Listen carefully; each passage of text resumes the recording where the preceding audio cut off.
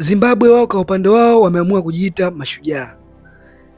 na nchi nzima wanapolituma taifa lao, wananchi wote wa nchi hiyo wanapoituma taifa lao kwenda kupambania bendera ya nchi yao katika mashindano mbalimbali barani Afrika na dunia kwa ujumla, kuwa wananchi wao wanaamini wamewatuma mashujaa wao kwenda kuipambania nchi yao, kwenda kuipambania bendera ya nchi yao na kwenda kuipambania ardhi yao ya Zimbabwe.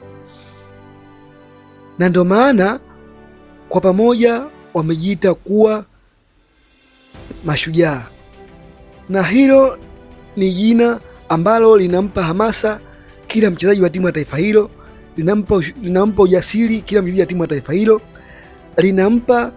hali na morali ya kupambana katika uwanja na nje ya uwanja, ikiwemo maelekezo ya kocha, nini cha kwenda kufanya na kuwa makini katika uwasilishaji wa maelekezo hayo ndani ya uwanja. Hawa wanajiita mashujaa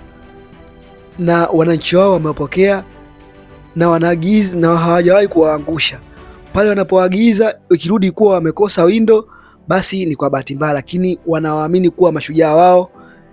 ndio wanawategemea katika taifa lao kuliongoza katika michuano mbalimbali kwa upande wa mpira wa miguu wa wanaume.